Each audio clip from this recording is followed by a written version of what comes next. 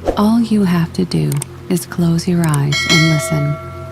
For a better experience, please use headphones. ಎಲ್ಲ ಪೂಜ್ಯರಲ್ಲಿ ತಮ್ಮೆಲ್ಲರಲ್ಲಿ ಪ್ರಣಾಮಗಳು.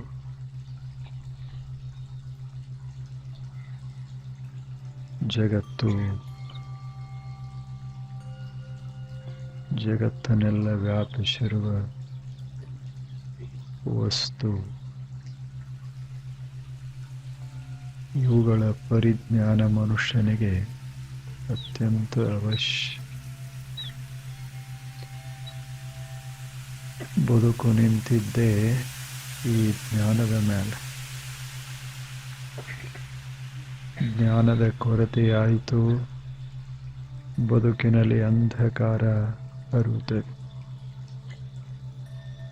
ಎಲ್ಲಿ ಅಂಧಕಾರ ಇರ್ತದೆ ಅಲ್ಲಿ ದುಃಖ, ಬಂಧನ ಎಲ್ಲ ಇತ್ತು. ಅಂಥ ಅಂಧಕಾರವನ್ನು ತೆಗೆಯೋದಾದರೆ ನಾವು ಮಾಡಬೇಕಾದ ಅತ್ಯಂತ ಮಹತ್ವದ ಕಾರ್ಯ ತಿಳಿದುಕೊಳ್ಳೋದು. ಜಗತ್ತಿನ ಸ್ವರೂಪವನ್ನು, ಆ ಬಳಿಕ ಶಾಶ್ವತವಾದ ಏನಾದರೂ ಒಂದು ಸತ್ಯ ವಸ್ತು ಇದ್ದರೆ ಅದನ್ನು ಅರಿತುಕೊಳ್ಳೋದು. ಆಗ ಅರಿತಾಗ ಮನಸ್ಸು ಪ್ರಫುಲ್ಲಿತವಾಗ್ತದೆ. ಅಂಥ ಪ್ರಫುಲ್ಲಿತ ಮನಸ್ಸಿನಿಂದ ನಮ್ಮ ಬದುಕು ಶೃಂಗಾರಗೊಳ್ತದೆ, ಅಲಂಕೃತವಾಗ್ತದೆ. ಬದುಕನ್ನು ಅಲಂಕರಿಸುವವರು ನಾವು.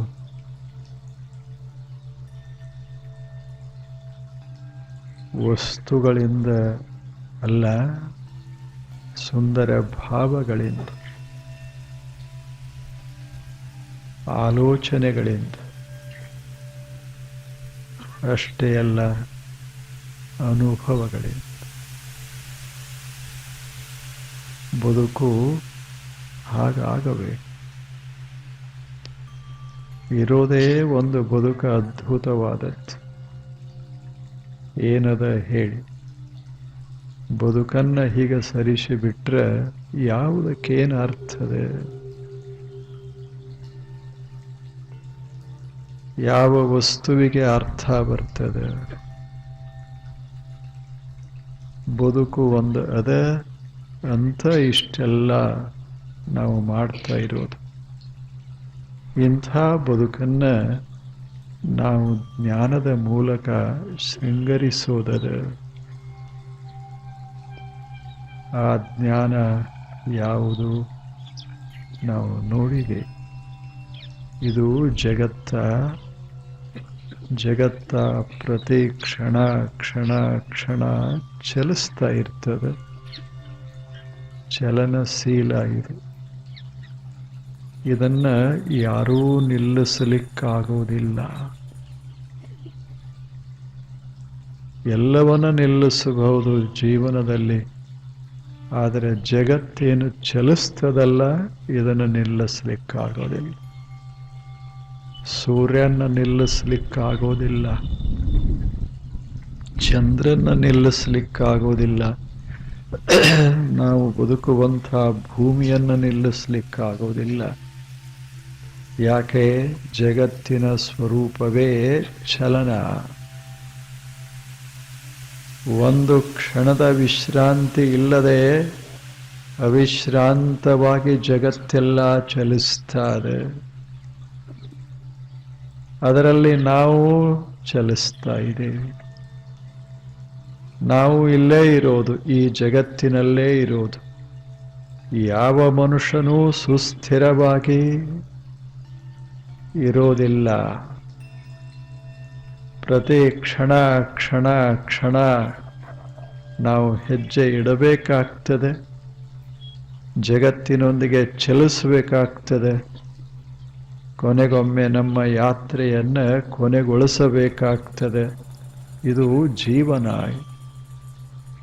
ಇದಕ್ಕೆ ಜಗತ್ತಿನ ಸ್ವರೂಪ ಅಂತ ಕರೆಯೋದು. ಇದನ್ನು ಅರ್ಥ ಮಾಡಿಕೊಂಡು ಇದ ಜ್ಞಾನ. ಯಾವುದೂ ಸ್ಥಿರವಾಗಿ ನಿಲ್ಲೋದಿಲ್ಲ, ಇದು ಚಲಿಸ್ತಾ ಇರೋದು. ಇದನ್ನು ಅರ್ಥ ಮಾಡಿಕೊಂಡಿರೋದು. ಈ ಚಲನ ಈ ಜಗತ್ತಿನ ಸ್ವರೂಪ. ಇದು ತಿಳಿತು ಅಂದ್ರೆ ಮನುಷ್ಯನ ಬದುಕು ಬದಲಾಗ್ತದೆ. ನಾವೇನು ಮಾಡ್ತಾ ಇದ್ದೇವೆ ಅಂದ್ರೆ ಇದನ್ನು ಸ್ಥಿರ ಮಾಡಬೇಕು ಅಂತ. ಏನರೇ ಒಂದಿಷ್ಟು ಸ್ಥಿರಗೊಳಿಸಿ ಹೋಗಬೇಕು. ನಮ್ಮ ಹೆಸರ ಉಳಿಸಿ ಹೋಗಬೇಕು. ಇದು ನಮ್ಮದು. ನಮ್ಮ ಹೆಸರ ಉಳಿಬೇಕು ಜಗತ್ತಿನಾಗ. ಜಗತ್ತೇ ಚಲಿಸಿ ಹೋಗುವಾಗ ನಮ್ಮ ಹೆಸರು ಹೆಂಗೆ ಉಳಿತದ ಹೇಳಿ? ನಾವು ಶಿಲಾಲೇಖ ಮಾಡ್ತೇವಿ, ಕಲ್ಲೊಳಗ ಕೆತ್ತೇವಿ. ಏನ್ ನೋಡಬೇಕು? ಎಂಥ ಹೆಸರ ಕೆತ್ತೇವಿ.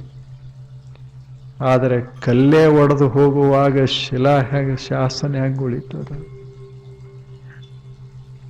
ಇದು ಗೊತ್ತಿರಬೇಕು ಮನುಷ್ಯ. ಬರಿಬಾರ್ದಂತಲ್ಲ, ಶಿಲಾಲೇಖ ಮಾಡಬಾರ್ದಂತಲ್ಲ, ಶಿಲೆ ಒಡಿತದ ಅನ್ನೋದನ್ನ ಮರಿಬಾರ್ದಷ್ಟೆ. ಶಿಲೆ ಒಡಿತ.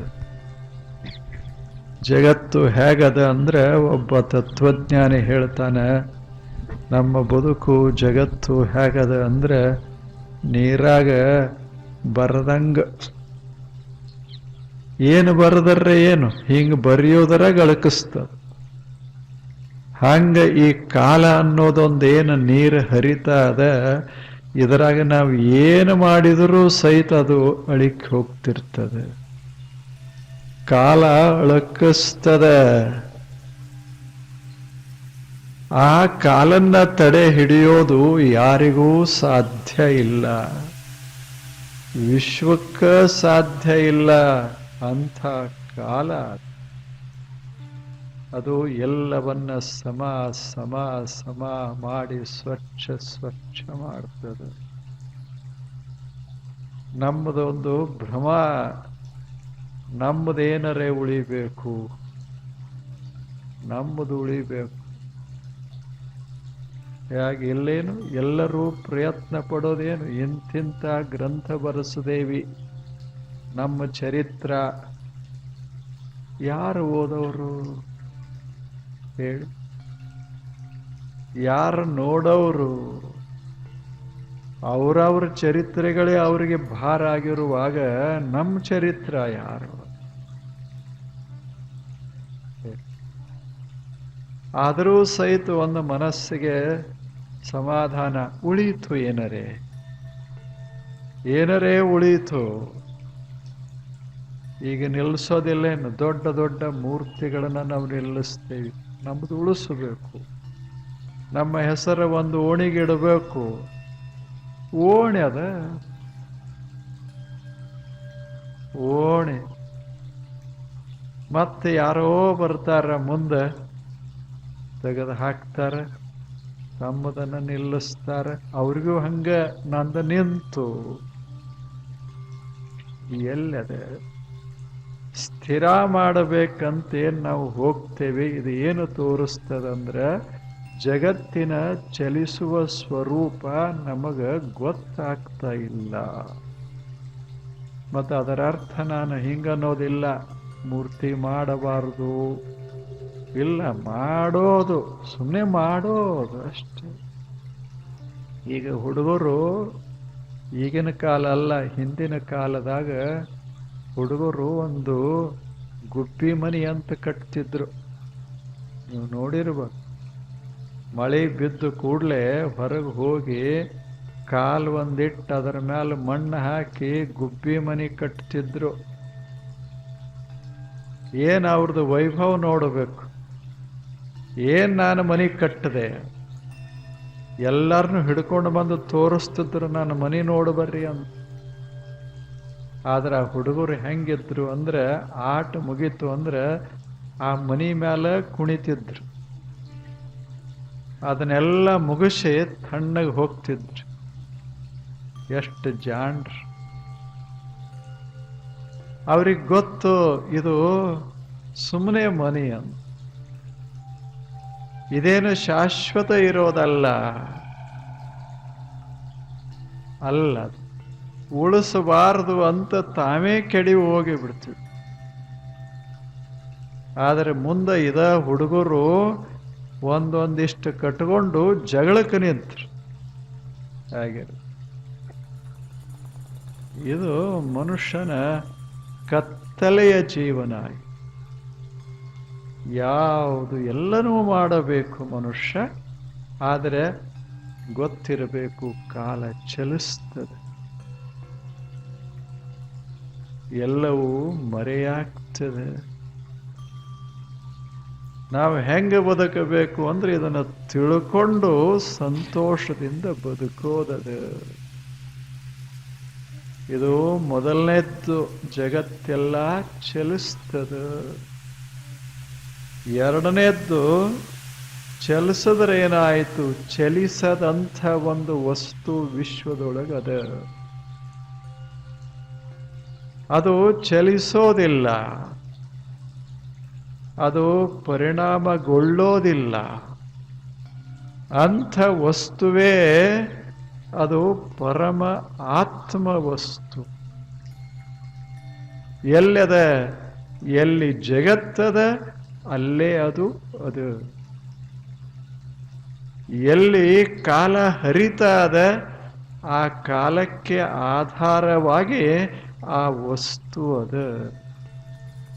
ಅದ ನಮ್ಮ ಕಣ್ಣಿಗೆ ಕಾಣಿಸೋದಲ್ಲ, ನಮ್ಮ ಶುದ್ಧ ಮನಸ್ಸಿಗೆ ಗೊತ್ತಾಗೋದು.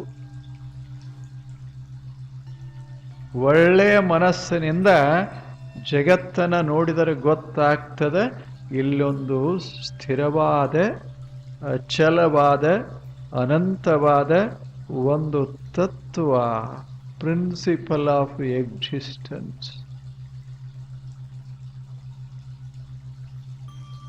ಅದೊಂದು ತತ್ವ, ಅಸ್ತಿತ್ವದ ತತ್ವ ಅದು. ಅಂಥದೊಂದು ವಿಶ್ವದೊಳಗದ. The principle of existence, the divine reality. ಅದು ಅಂಥ ತತ್ವ ಒಂದದ, ಇಂಥ ಜಗತ್ತು ಒಂದದ. ಎರಡರ ಸುಂದರ ಸಮ್ಮಿಶ್ರವೇ ವಿಶ್ವ. ನಾವು ಅಷ್ಟೇ, ನಮ್ಮಲ್ಲೂ ಒಂದಿಷ್ಟದ, ಚಲಿಸ್ತಾ ಇರೋದು ಅದ, ಚಲಿಸಿದಂಥ ವಸ್ತುನೂ ನಮ್ಮೊಳಗದ. ದೇಹ ಚಲಿಸ್ತದೆ, ಹೋಗ್ತದೆ. ಮನಸ್ಸ ಚಲಿಸ್ತದೆ, ಬುದ್ಧಿ ಚಲಿಸ್ತದೆ. ಆದರೆ ನಾನು ಅಂತ ಒಂದು ಏನೂ ಅಲ್ಲ, ಅದು ಚಲಿಸೋದಲ್ಲ, ಇರೋ. ಎರಡರ ಸಾಂಗತ್ಯ ಅದಲ್ಲ, ಅದೇ ಜೀವನ.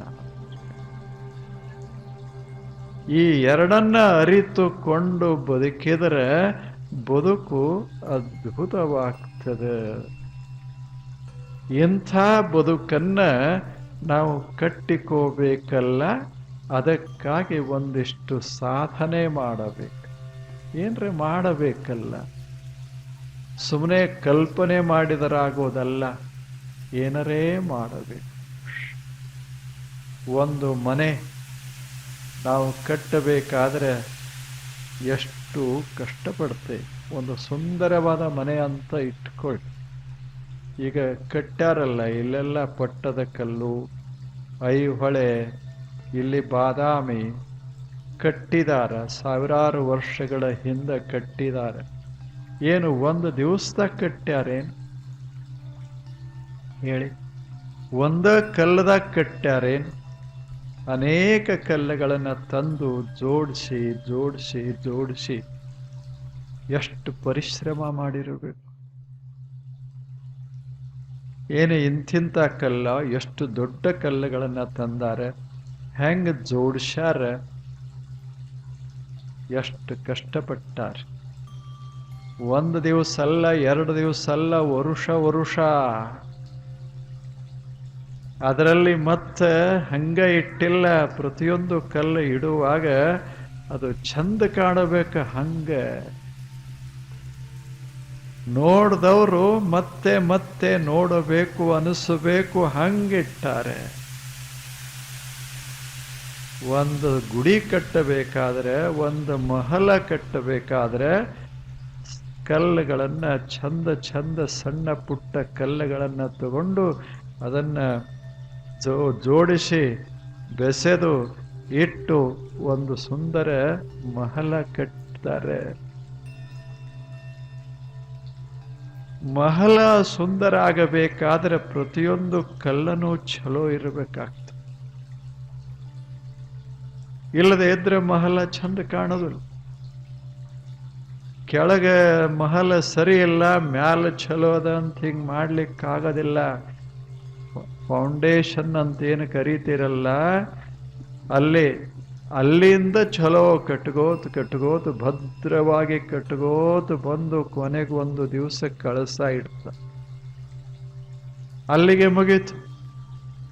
ಅವಾಗ ಆ ದೇವಾಲಯ, ಅವಾಗ ಜಗತ್ತೆಲ್ಲ ಅದನ್ನ ನೋಡ್ತದೆ, ಸಂತೋಷ ಪಡ್ತದೆ.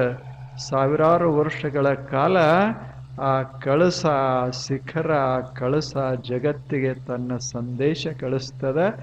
ಕಟ್ಟಬೇಕು ಜೀವನವನ್ನು. ನಮ್ಮ ಬದುಕು ಇದು ಒಂದು ಮಹಲ. ಹೆಂಗ ಆ ಮಹಲನ್ನ ಕಟ್ತೇವೆ? Mansions we build with bricks and mortar. ಇಲ್ಲೇ ಹೆಂಗ್ ಕಟ್ತೇವೆ? ಒಂದೇ ಸಲ ಕಟ್ಟುದಲ್ಲ, ಸಣ್ಣದಾಗಿ ಸಾವಕಾಶ ಕಲ್ಲು ಹಿಡ್ಕೋತ ಕಟ್ಟದಂಗ ನಮ್ಮ ಜೀವನದ ಗುಡಿಯನ್ನ ಕಟ್ಟೋದು. ಹೇಗೆ ಕಟ್ಟೋದು? ಸಣ್ಣ ಕಾರ್ಯಗಳನ್ನ ಮಾಡ್ಕೋತ ಕಟ್ಟೋದು. ಬರೇ ತಾನೇ ತಯಾರಾಗೋದಿಲ್ಲ, ಕೆಲಸಗಳ ಮೂಲಕ ಜೀವನವನ್ನ ಕಟ್ಟಬೇಕಾಗ್ತದೆ. ಚಲೋ ಕೆಲಸ ಮಾಡೋದು. ಅವಕ್ಕ ನಾವು ಕಾರ್ಯಗಳು ಅಂತ ಕರಿತೇವಿ, ಕರ್ಮಗಳು ಅಂತ ಕರಿತೇವಿ. ಅಂಥ ಕಾರ್ಯ ಅಂದ್ರೆ ಮಾಡಲೇಬೇಕಾದ, ಅತ್ಯಂತ ಅವಶ್ಯವಾದ ಮತ್ತು ಜೀವನಕ್ಕೆ ಮೆರುಗು ತಂದು ಕೊಡುವಂಥ ಕೆಲಸ. ಅಂಥ ಕೆಲಸಗಳನ್ನ ನಾವು ಪ್ರತಿಕ್ಷಣ ಮಾಡೋದು. ಆ ಕೆಲಸಗಳ ಮೂಲಕ ಇದೊಂದು ಜೀವನದ ಭವ್ಯ ಮಂದಿರ ತಯಾರಾಗ್ತದ. ಅದು ಮಂದಿರ. ಜೀವನ ಕಟ್ಟಿಕೊಳ್ಳೋದಂದ್ರೆ ಏನು? ಜೀವನ ಕಟ್ಟಿಕೊಳ್ಳೋದಂದ್ರೆ ಏನರೇ ಮಾಡೋದಲ್ಲ, ಸುಂದರ ಕಾರ್ಯಗಳನ್ನ ಮಾಡೋದು, ಕಾರ್ಯಗಳ ಮೂಲಕ ಕಟ್ಟೋದು. ಬಸವಣ್ಣನವರು ಹೇಳಿಲ್ಲೇ, ಉಳ್ಳವರು ಶಿವಾಲಯ ಮಾಡುವರು. ಹೇಳಿಲ್ಲ? ಎಷ್ಟು ಪ್ರಸಿದ್ಧ ಮಾತು ಹೇಳಿದರು. ನಾನೇನು ಮಾಡಲಿ ಬಡವ, ಎನ್ನ ಕಾಲೇ ಕಂಬ, ಶಿರವೇ ಹೊನ್ನ ಕಳಸ. ಎಷ್ಟು ಚಲೋ ಹೇಳಿ. ದೇಹವೇ ದೇಗುಲ. ನಾನು ಒಂದು ಕಟ್ಟದೆಯ. ಎಲ್ಲರೂ ಕಲ್ಲ ಮಣ್ಣಿನಲ್ಲಿ ಗುಡಿ ಕಟ್ತಾರೆ, ನಾನು ಒಂದಿಷ್ಟು ಕಟ್ಟದೆ. ನನ್ನ ಕಾಲುಗಳು ನಡೀತಾದವಲ್ಲ, ಈ ಕಾಲುಗಳೇ ಕಂಬಗಳು. ಅವು ಬಹಳ ಭದ್ರದಾವ. ಶಿರವೇ ಹೊನ್ನ ಕಳಸ. ಚಲೋ ವಿಚಾರಗಳು ತಲೆಯೊಳಗದಾವ, ಅದೇ ಹೊನ್ನ ಕಳಸ. ದೇಹ ಇದು ದೇಗುಲ. ಏನು ಕಾರ್ಯಗಳನ್ನ ಮಾಡುವ ಸಾಮರ್ಥ್ಯ ಅದ ಯಾವುದರಲ್ಲಿ ಅಂಥ ದೇಹ ಇದು ದೇಗುಲ. It is A temple. I build it with fine works. ನಾನು ಅದನ್ನು ಕಟ್ಟೋದದೆ. ನಮ್ಮ ಜೀವನದ ಗುಡಿಯನ್ನ ನಾವೇ ಕಟ್ಟಿಕೊಳ್ಳೋದು. ಅದು ಎದರಿಂದ ಕಟ್ಟೋದು ಅಂದ್ರೆ ಕಲ್ಲು ಮಣ್ಣಿನಿಂದ ಕಟ್ಟೋದಲ್ಲ. ಈ ಗುಡಿಯನ್ನ ಕಟ್ಟೋದು ಕೆಲಸಗಳಿಂದ. ಆ ಕೆಲಸಗಳು ಎಷ್ಟು ಸುಂದರ ಆಗ್ತಾವ ಅಷ್ಟು ಗುಡಿ ಸುಂದರ ಆಗ್ತದೆ, ಜೀವನದ ಗುಡಿ ಸುಂದರ ಆಗ್ತದೆ. ಕೆಲಸಗಳು ಕೆಟ್ಟು ಅಂದ್ರೆ ಗುಡಿ ಚಂದ ಆಗೋದಿಲ್ಲ. ಒಂದು ಕಲ್ಲು ಅಲಗಾಡ್ತು ಅಂದ್ರೆ ಗುಡಿ ಬೀಳೋ ಸಾಧ್ಯತೆ ಇರ್ತದೆ. ಹಾಗ ಒಂದು ಕೆಲಸ ತಪ್ಪಿ ನಾವು ಮಾಡದೇವಿ ಅಂದ್ರೆ ನಮ್ಮ ಗುಡಿನೂ ಬೀಳ್ತದೆ, ನಮ್ಮ ಸಮೀಪ ಇದ್ದವ್ರ ಗುಡಿಗಳೂ ಬೀಳ್ತಾವ. ನಾವು ಅದಕ್ಕೆ ಲಕ್ಷ್ಯ ಕೊಡೋದು. ನಮ್ಮ ಗುಡಿ ಚಂದಾಗಿ ಕಟ್ಟಬೇಕಂತೇ ಇದೆಲ್ಲ ಇರೋದು. ಅದಕ್ಕೆ ಒಬ್ಬ ಮೆರೆಮಿಂಡ ದೇವ ಅಂತಾಗಿ ಹೋದ್ರು. ಬಹಳ ದೊಡ್ಡ ಮನುಷ್ಯ, ಅನುಭವಿ.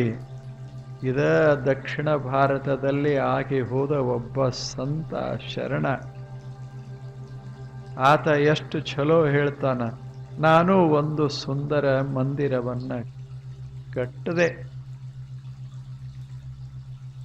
ಹೆಂಗ್ ಕಟ್ಟದೆ ಅಂದ್ರೆ ಒಂದು ಈ ಕಲ್ಲು ಅದನ್ನ ಮುಟ್ಟಿ ನೋಡಿ ಕೆತ್ತಿ ಮಾಡಿ ಸುಂದರಗೊಳಿಸಿ ಇಟ್ಟು ಕಟ್ಟಿದೆ.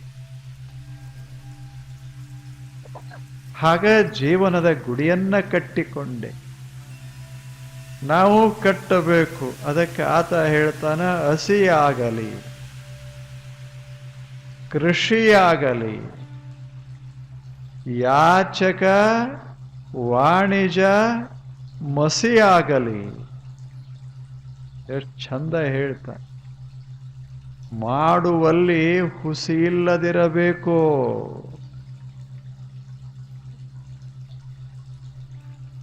ಅದು ಅಸಮಾಕ್ಷನ ಬರವು, ಪಶುಪತಿಯ ಇರವು, ಐ ಘಟದೂರ ರಾಮಲಿಂಗೇಶ್ವರ ತಾನೇ. ಏನಾದರೂ ಮಾಡೋಣ, ನಾವು ಕೆಲಸ ಮಾಡೋಣ. ಆತ ಹೇಳ್ತಾನೆ, ಹಸಿಯಾಗಲಿ, ದೇಶವನ್ನು ರಕ್ಷಿಸುವ ಕೆಲಸ ಇರಲಿ. ಕೃಷಿಯಾಗಲಿ, ಭೂಮಿಯಲ್ಲಿ ಉಳುವ ಕೆಲಸ ಇರಲಿ. ಯಾಚಕ, ಭಿಕ್ಷಾ ಬೇಡೋದ ಇರಲಿ ಬೇಕಾರ. ವಾಣಿಜ್ಯ, ವ್ಯಾಪಾರ ಉದ್ಯೋಗಗಳೇ ಇರಲಿ. ಮಸಿಯಾಗಲಿ, ಅಥವಾ ಮಸಿ ಗೊತ್ತದಲ್ಲ, ಪೆನ್ ಹಿಡಿದು ಕೆಲಸ ಮಾಡುವಂಥ ಬುದ್ಧಿವಂತರ ಕೆಲಸ ಆಗಲಿ.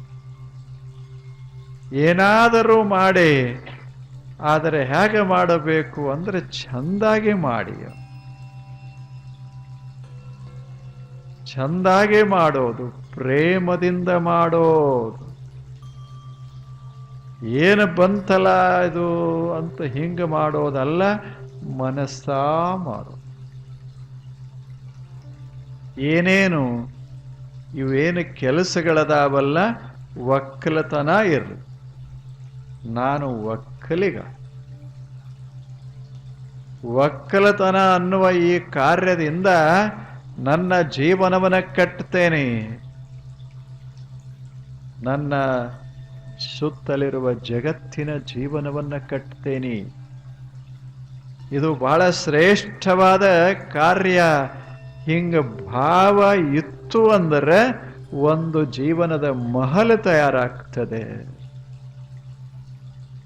ಅವಾಗ ಒಂದು ಜೀವನದ ಗುಡಿ ತಯಾರಾಗ್ತದೆ. ಹಂಗ ಕಟ್ಟೋದು, ಕೆಲಸ ಮಾಡೋದು. ನಾವು ಮಾಡೋ ಕೆಲಸ ಎಲ್ಲ ನಮ್ಮನ್ನ ಹೆಚ್ಚು ಮಾಡೋದಿಲ್ಲ.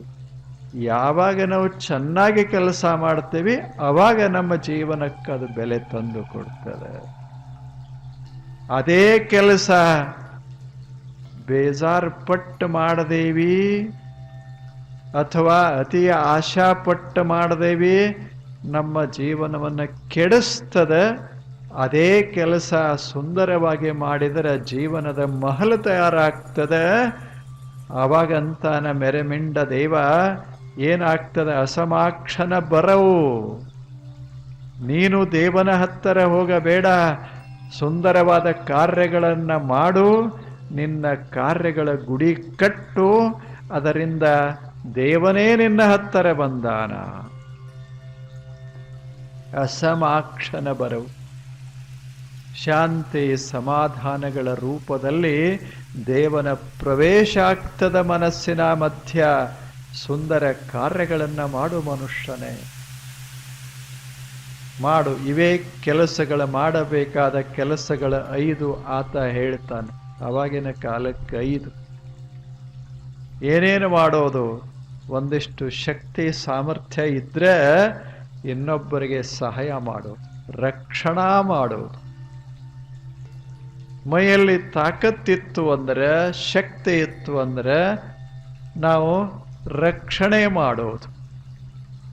ನಮ್ಮ ಭೂಮಿಯನ್ನು ರಕ್ಷಿಸೋದು, ನಮ್ಮ ಜಲವನ್ನು ರಕ್ಷಿಸೋದು, ನಮ್ಮ ಅರಣ್ಯಗಳನ್ನು ರಕ್ಷಿಸೋದು. ರಕ್ಷಣೆ ಅಂದ ಕೂಡಲೇ ಕೈಯಾಗಿ ಬಂದೂಕು ಹಿಡ್ಕೊಂಡು ಅಲ್ಲಿ ಹೋಗೋದಲ್ಲ, ಸುತ್ತ ಮುತ್ತ ಇರುವ ನಿಸರ್ಗವನ್ನು ರಕ್ಷಿಸೋದು, ಜನರನ್ನು ರಕ್ಷಿಸೋದು, ಇದೆಲ್ಲ ರಕ್ಷಣೆ ಮಾಡೋದು. ಅದಲ್ಲ, ಗಿಡಗಂಟಿಗಳದಾವ, ಎಷ್ಟು ಚೆನ್ನಾಗಿ ಬೆಳೆದ, ನೂರಾರು ವರ್ಷಗಳ ಕಾಲ ಬೆಳೆದ ನಿಂತಾವ. ಇವುಗಳನ್ನು ರಕ್ಷಿಸು ಮನುಷ್ಯ. ಅದರಿಂದ ಏನಾಗ್ತದೆ? ನಿನ್ನ ಜೀವನದ ಗುಡಿ ಚಂದ ಆಗ್ತದೆ. ಅದೊಂದೊಂದು ಕಲ್ಲಿಟ್ಟಂಗೆ, ಕಟ್ಟೋದಂದ್ರೆ ಒಂದು ಕಲ್ಲಿಟ್ಟಂಗೆ, ಕೆಲಸ ಮಾಡೋದಂದ್ರೆ ಒಂದು ಕಲ್ಲಿಟ್ಟಂಗೆ. ಹೇಗೆ ಕೆಲಸ ಮಾಡುವಂದರೆ ಮಾಡುವಲ್ಲಿ ಹುಸಿ ಇಲ್ಲದೆ ಇರಬೇಕು. ಸುಮ್ಮನೆ ಮಾಡ್ತಾನ ಅಂತ ಅನಿಸಬಾರ್ದು. ಏನೋ ಮಾಡೋಣ ಅಂತ ತಾತ್ಸಾರದಿಂದ ಮಾಡೋದಲ್ಲ, ಅನಿವಾರ್ಯವಾಗಿ ಮಾಡೋದಲ್ಲ, ಮನಸ್ಸಾ. ಹಾಗೆ ಮಾಡಿದರೆ ಹಸಿ ಅದು ಶರೀರದ ಸಾಮರ್ಥ್ಯ, ಶಾರೀರಿಕ ಶಕ್ತಿ ಸಾರ್ಥಕವಾಯಿತು. ಆ ಶಕ್ತಿ ನಮ್ಮ ಜೀವನಕ್ಕೆ ಬೆಲೆ ತಂದು ಕೊಡ್ತದೆ. ಇಂಥ ಶಕ್ತಿ, ಇದನ್ನು ನಾಶಕ್ಕೆ ಬಳಸಬೇಡ. ಶರೀರದಲ್ಲಿ ಶಕ್ತಿ ಅದ ಅಂತ ತಿಳ್ಕೊಂಡು ತುಳಿದಾಡಬೇಡ. ಜೀವನ, ಇನ್ನೊಬ್ಬರ ಜೀವನದ ನಾಶ ಮಾಡಬೇಡ. ನೀನು ಕಟ್ಟಬೇಕು, ನೀನು ರಕ್ಷಿಸಬೇಕು, ಇನ್ನೊಬ್ಬರ ಜೀವನಕ್ಕೆ ಆಸರೆ ಕೊಡಬೇಕು, ಹಂಗ ರಕ್ಷಣಾ ಮಾಡಬೇಕು. ಮಾಡು, ನಿನ್ನ ಶಕ್ತಿಯನ್ನು ಬಳಸು, ನಿಸರ್ಗವನ್ನು ಸುಂದರ ಮಾಡು. ಅದು ಕೆಲಸ, ಮಾಡಬೇಕಾದ ಕೆಲಸ. ಅದು ಹಸಿಯಾಗಲಿ. ಇಂಥ ಕಾರ್ಯ ಶಕ್ತಿ ಇದ್ರೆ ಈ ಕಾರ್ಯ ಮಾಡು. ಇದರಿಂದಲೂ ನಿನ್ನ ಜೀವನ ಗುಡಿ ತಯಾರಾಗ್ತದೆ. ದೇವರು ತಾನೇ ಬರ್ತಾನ, ನೀನು ಸ್ಥಾಪನಾ ಮಾಡಬೇಕಾಗಿಲ್ಲ. ಈಗ ನಮ್ಮದು ಹಂಗೆ ಆಗೋದಲ್ಲ, ಗುಡಿ ಕಟ್ಟಿದ ಬಳಿಕ ಸ್ಥಾಪನಾ ಮಾಡಬೇಕಾಗ್ತದೆ. ಇಲ್ಲೇನು, ಇಲ್ಲಿ ಹಂಗಿಲ್ಲ.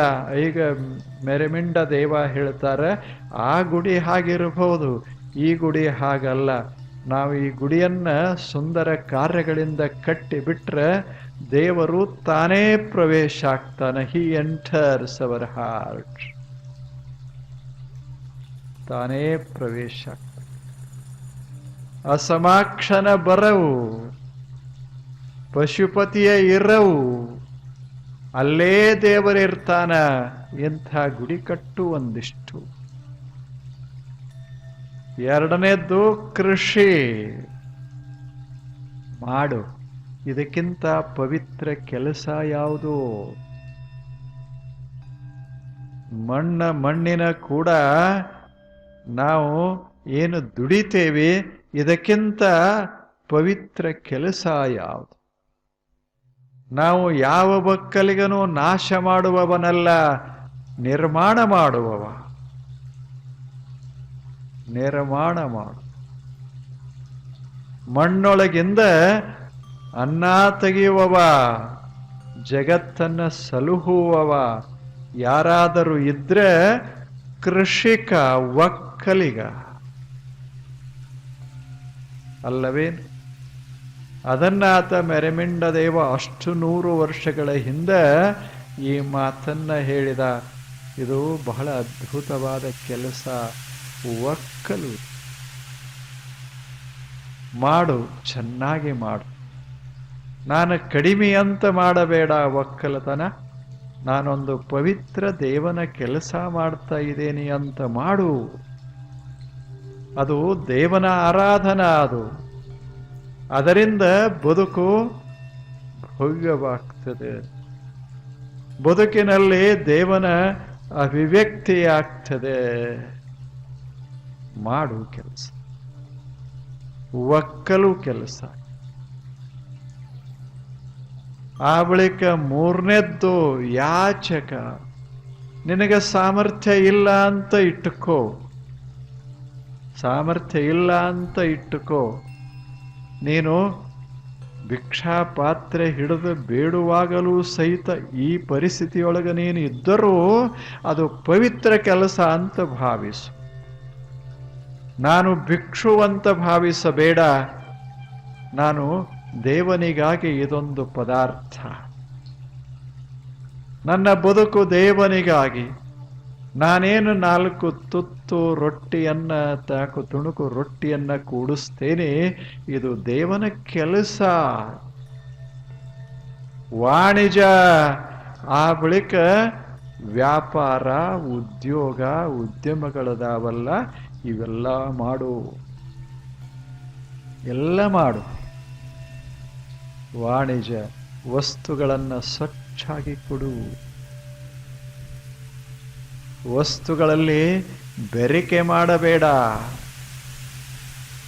ವಸ್ತುಗಳನ್ನು ಪಡೆದ ಮನುಷ್ಯನ ಜೀವನಕ್ಕೆ ಅದು ಮೆರಗ ಕೊಡಬೇಕು, ಶಕ್ತಿ ಕೊಡಬೇಕು. ಹಂಗ ವಸ್ತುಗಳನ್ನು ಕೊಡು. ಅವನಿಗೆ ತೃಪ್ತಿಯಾಗಬೇಕು. ಅವನ ಆರೋಗ್ಯ ಕೆಡಬಾರದು, ಅವನ ಜೀವನ ಕೆಡಬಾರದು. ಹಂಗೆ ಮಾಡು. ಅದರಿಂದ ಏನಾಗ್ತದೆ? ನಿನ್ನ ಜೀವನ ಸುಂದರ ಆಗ್ತದೆ. ನಿನ್ನ ಜೀವನ ಒಂದು ಮಂದಿರವಾಗ್ತದೆ, ದೇವನ ಮಂದಿರವಾಗ್ತದೆ. ವಾಣಿಜ್ಯ ಮಾಡು ಮನುಷ್ಯನೇ, ಮಾಡು. ಒಕ್ಕಲತನ ಮಾಡು, ವ್ಯಾಪಾರ ಮಾಡು. ಆದರೆ ಗೊತ್ತಿರಲಿ, ವ್ಯಾಪಾರ ಯಾಕೆ ಮಾಡೋದು? ನಮ್ಮ ಜೀವನವನ್ನ ಮಂದಿರ ಮಾಡೋದಕ್ಕಾಗಿ. ಕೋಟ್ಯಾಧೀಶನಾಗೋದು ಉದ್ದೇಶ ಅಲ್ಲ. ಹಣ ಬರ್ತದೆ, ಕೋಟ್ಯಾಧೀಶನಾಗೋದೇ ಉದ್ದೇಶ ಅಲ್ಲ. ನಮ್ಮ ಜೀವನವನ್ನ ಕಟ್ಟಿಕೊಳ್ಳೋದಕ್ಕಾಗಿ ಇದೊಂದು ಮಂದಿರ ಮಾಡೋದು. ಈ ಜೀವನವನ್ನ ಎಷ್ಟು ವರ್ಷ ಬದುಕ್ತೇವೆ ಅಷ್ಟು ವರ್ಷದಾಗ ಇದೊಂದು ಮಂದಿರ ಮಾಡಿಬಿಡು. ಕೊನೆಗೆ ಅಂತಾನೆ, ಮಸಿಯಾಗಲಿ, ನಾವು ಬಹಳ ಬುದ್ಧಿವಂತರದೇವಿ ಅಂತ ಹೇಳಿಕೊಳ್ಳುವಂಥವ್ರಿಗೆ ಆತ ಹೇಳೋದು, ಬುದ್ಧಿವಂತರದಿರಿ ಅಲ್ಲ, ನೀವು ನಿಮ್ಮ ಬುದ್ಧಿಯನ್ನು ಕೆಡಿಸೋದಕ್ಕೆ ಬಳಸಬೇಡಿ. ನಿಮ್ಮ ಬುದ್ಧಿಯನ್ನ ಹಿಂಗೆ ಬಳಸಬೇಕಲ್ಲ, ನಿನ್ನ ಸುತ್ತ ಇರುವವರ ಸಮಸ್ಯೆಗಳು ಕಡಿಮೆಯಾಗಬೇಕು. ನಿನ್ನ ಜೀವನ ಸುಭಗವಾಗಬೇಕು. ಹಂಗ ಬುದ್ಧಿಯನ್ನ ಬಳಸೋ. ಬುದ್ಧಿಯನ್ನ ಎದಕ್ಕರೆ ಬಳಸಬೇಡ. ಅದು ಪವಿತ್ರವಾದ ಬುದ್ಧಿ. ಅದು ಅದನ್ನ ದೀಪ ಕೈಯಾಗ ನಿನಗೆ ಕೊಟ್ಟಂಗ ನಿಸರ್ಗ ನಿನಗೆ ಕೈಯೊಳಗೆ ಒಂದಿಷ್ಟು ದೀಪ ಕೊಟ್ಟದೆ. ಬೆಳಕಿಗಾಗಿ ಬಳಸು, ಉರಿ ಹಚ್ಚೋದಕ್ಕಾಗಿ ಬಳಸು ಬುದ್ಧಿಯನ್ನು. ಬಹಳ ನಾವು ಶಾಣ್ಯಾರದೇವಿ ಅಂತ ಏನರೇ ಮಾಡಲಿಕ್ಕೆ ಹೋಗಬೇಡ. ಇಲ್ಲದೆ ಇದ್ದರೆ ನಿನ್ನ ಜೀವನ ಕೆಟ್ಟೀತು ಆಲೋಚನಾ ಮಾಡು. ಯಾರು ಹೇಳ್ತಾರೆ ಇದನ್ನ? ಮೆರೆಮಿಂಡ ದೇವ. ಮಾಡುವಲ್ಲಿ ಹುಸಿ ಇಲ್ಲದಿರಬೇಕು. ಇವೇನು 5 ಕಾರ್ಯ ಮಾಡ್ತೀಯಲ್ಲ, ಇದರಾಗ ಹುಸಿ ಇರಬಾರದು. ಹುಸಿ ಇರಬಾರದು, ಇದರಲ್ಲಿ ವಂಚನ ಇರಬಾರದು, ಮೋಸ ಇರಬಾರದು. ಏನಿರಬೇಕು? ಸ್ವಚ್ಛ. ಅದು ಹಸಿಯಾಗಲಿ, ರಕ್ಷಣೆಯ ಕೆಲಸ ಇರಲಿ, ಅಥವಾ ಒಕ್ಕಲತನದ ಕೆಲಸ ಇರಲಿ, ಅಥವಾ ಏನರೇ ನಾವು ಸಮಾಜದಾಗ ಮಾಡ್ತೇವಲ್ಲ, ಪಟ್ಟಿ ಹಾಕೋದು, ಇದನ್ನ ಎಲ್ಲ ಮಾಡಿ ಒಂದು ಕೆಲಸ ಮಾಡ್ತೇವೆ. ಅದು ಯಾಚಕ, ಅದು ಕೂಡ ಯಾಚಕ. ಒಂದೇನ್ರ ಸುಂದರ ಒಂದು ಕಟ್ಟಡ ಕಟ್ಟೋದಕ್ಕಾಗಿ ಒಂದಿಷ್ಟೆಲ್ಲ ಕಡೆ ಹೋಗಿ ಜನರ ಸಹಾಯ ತಗೊಳ್ತೇವೆ. ಚೆನ್ನಾಗಿ ಮಾಡೋ, ಅಲ್ಲಿ ಅಪ್ರಾಮಾಣಿಕನಾಗಬೇಡ. ಯಾಕೆ? ನೀನು ಮಾಡೋದು ದೇವನ ಕಾರ್ಯ ಅನ್ನೋದನ್ನ ಮರಿಬೇಡ. ನಿನ್ನ ಹಿತಕ್ಕಾಗಿ ಅನ್ನೋದನ್ನ ಮರಿಬೇಡ. 3, 4 ವ್ಯಾಪಾರ ಮಾಡು, ಸುಂದರ ವ್ಯಾಪಾರ ಮಾಡು. 5ನೇದ್ದು ಮಸಿ ಬುದ್ಧಿವಂತಲ್ಲ ನೀನು. ನಿನ್ನ ಜ್ಞಾನದ ದೀಪ ಒಳ್ಳೆ ಕಾರ್ಯಕ್ಕಾಗಿ ಉಪಯೋಗವಾಗ. ಮಾಡುವಲ್ಲಿ ಹುಸಿ ಇಲ್ಲದಿರಬೇಕು. ಇಷ್ಟಂದು ಕೊನೆಗೆ ಹೇಳ್ತಾನೆ, ಇದು ಅಸಮಾಕ್ಷನ ಬರವು. ದೇವರು ಬೇಕಂತೀಯಲ್ಲ ನೀನು, ಇಂಥ ಜೀವನದ ಒಂದು ಮಹಲನ್ನ ಕಟ್ಟು, ಆವಾಗ ದೇವ ಅಲ್ಲಿಯೇ ವ್ಯಕ್ತ ಆಗ್ತಾನ. ಪಶುಪತಿಯ ಬರವು, ಪಶುಪತಿಯ ಇರವು, ಅಲ್ಲಿಯೇ ದೇವ ಇರ್ತಾನ. ಐಘಟದೂರ ರಾಮಲಿಂಗೇಶ್ವರ ತಾನೇ, ಮತ್ತು ನೀನೇ ದೇವರಾಗಿ ಬಿಡ್ತಿ. ಇನ್ನೇನದ ಹೇಳು. ಎಷ್ಟು ಚಲೋ ಮಾತನ್ನ ಹೇಳಿದ. ಇಲ್ಲ, ಚಲೋ ಅದ. ನಾವು ಇದರಾಗ ಯಾವುದರ ಒಂದು ಕೆಲಸ ಮಾಡ್ಕೋತ ಅದೇವಿ. ಇಷ್ಟ ಅಲ್ಲ 5 ಕೆಲಸ, ಇನ್ನೇನು ಮಾಡೋದಿರ್ತದ ಹೇಳಿ. ಬುದ್ಧಿಯ ಕೆಲಸ ಒಂದು ಕಡೆ, ಮೈ ಕೆಲಸ ಒಂದು ಕಡೆ, ಭಾವದ ಕೆಲಸ ಒಂದು ಕಡೆ, ಮಾತಿನ ಕೆಲಸ ಒಂದು ಕಡೆ. ಇವ ಒಂದಿಷ್ಟು ಕೆಲಸಗಳ. ಏನು ಕೆಲಸ ಮಾಡ್ತೀಯಲ್ಲ ಪ್ರಾಮಾಣಿಕವಾಗಿ. ನೀನು ನಿನ್ನ ಜೀವನ ಕೆಡಬಾರದಂತ ಪ್ರಾಮಾಣಿಕವಾಗಿ ಇರೋದು. ನನ್ನ ಕೈ ಹೊಲಸಾಗಬಾರದಂತ ನಾನು ಹಿಡಿಯದೆ ಇರೋದು. ಅದೇನು ಯಾರೇ ನೇಮ ಹಾಕ್ತಾರಂತಲ್ಲ, ಶಿಕ್ಷಾ ಕೊಡ್ತಾರಂತಲ್ಲ, ಪ್ರಶಸ್ತಿ ಕೊಡ್ತಾರಂತಲ್ಲ. ನನ್ನ ಆನಂದಕ್ಕಾಗಿ ನಾನು ಕೆಲಸ ಮಾಡೋದು.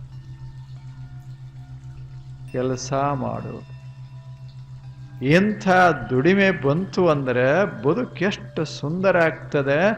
ಇಂಥ ಬದುಕನ್ನ ಕಟ್ಟಿಕೋಬೇಕು ಕಾರ್ಯಗಳ ಮೂಲಕ. ಆಗ ಮನ್ಯಾಗ ನಾವು ಕೆಲಸ ಎಷ್ಟು ಮಾಡ್ತಿರ್ತೇವೆ, ಹಗಲೇನು ರಾತ್ರಿ ಏನು. ಎಲ್ಲ ತಾಯಂದಿರ ಕೆಲಸ ಮಾಡ್ತಾರೆ ಹಗಲ ರಾತ್ರಿ. ಇವರು ಪುರುಷರ ಹಾಗಲ್ಲ, ಅವರು 8 ತಾಸು. ಅದರಾಗ ಊಟಕ್ಕೆ ಒಂದಿಷ್ಟು, ಅದರಾಗ ಒಂದಿಷ್ಟು ಅಲ್ಲೇ ಇಲ್ಲೇ ತಿರುಗಾಡಕ್ಕೆ, ಅದರಾಗ ಕುಡ್ಯಾಕ ಒಂದಿಷ್ಟು, ಅಲ್ಲಿಂದ ಒಂದು ಈಟ ಹರಟಿ ಹೊಡ್ಯಾಕ. ಇದಕ್ಕಾಗಿ ಬಳಸೋದು 1-2-3 ತಾಸು ಕೆಲಸ ಮಾಡೋ ಪುರುಷರು ಬೇರೆ, 24 ತಾಸು ಮನೆಯಲ್ಲಿ ಕೆಲಸ ಮಾಡುವ ಅವರು. ಬಹಳ ಕಷ್ಟದ. ಮಕ್ಕಳನ್ನ ಜೋಪಾಸನ ಮಾಡೋದ ಇರಲಿ, ಮನೆತನದ ವ್ಯವಹಾರಗಳನ್ನ ಮಾಡೋದ ಇರಲಿ, ಆತಿಥ್ಯ ಮಾಡೋದ ಇರಲಿ, ಮನೆಯ ಸಂಸ್ಕೃತಿಯನ್ನ ರಕ್ಷಿಸೋದೇ ಇರಲಿ, ಹಗಲ ರಾತ್ರಿ ಪರಿಶ್ರಮ ಪಡುವ ಒಬ್ಬ ವ್ಯಕ್ತಿ ಅಂದ್ರೆ ಅವ್ರದ್ದು ಅದ್ಭುತ ಕಾರ್ಯ. ಅವರು ಹೆಂಗೆ ಮಾಡಬೇಕು ಅಂದ್ರೆ ಆನಂದಕ್ಕಾಗಷ್ಟೆ. ಅವ್ರಿಗೆಲ್ಲ ಇವ್ರಿಗೆಲ್ಲ ನಮ್ಮ ಸಂತೋಷಕ್ಕಾಗಿ ಮಾಡ್ದಂಗೆ ಮಾಡೋದಲ್ಲ, ಆನಂದವಾಗಿ ಮಾಡೋದಷ್ಟೆ. ಆನಂದವಾಗಿ. ಹಾಗ ಮಾಡ್ತಾ ಇದ್ರೆ ಮನೆಯೊಳಗಿರೋರು ಮನೆ ಹೊರಗಿರೋರು ಏನಾಗ್ತದೆ, ಇವೆಲ್ಲ ತಮ್ಮ ಜೀವನದ ಮಂದಿರಗಳನ್ನು ಕಟ್ಟಿಕೋತಾರೆ. ಅಲ್ಲಿಯೇ ಭಗವಂತನ ಅಭಿವ್ಯಕ್ತಿಯಾಗೋದು. ಅವಾಗ ಮನೆಗಳೆಲ್ಲ ಮಂದಿರಗಳಾಗ್ತವ, ಮನಸ್ಸುಗಳೆಲ್ಲ ಗರ್ಭಗೃಹಗಳಾಗ್ತವ. ಅಲ್ಲಿರೋದು ಶಾಂತಿ ಸಮಾಧಾನವೇ ದೇವನ ರೂಪವಾಗಿ ವ್ಯಕ್ತ ಆಗ್ತದೆ. ಇದು ಜೀವನ, ಈಶಾವಾಸ್ಯ ಜೀವನ ಇದೆ. ಇಂಥ ಬದುಕ ಬೇಕಲ್ಲ. ಒಂದು ವೇಳೆ ನಮ್ಮ ಕೆಲಸಗಳು ಕೆಟ್ಟರೆ ಏನಾಗ್ತದೆ? ಆವಾಗ ಗುರು ಹೇಳ್ತಾನೆ, ಯಾವಾಗ? ನಾಳೆ. ನಮಸ್ಕಾರ.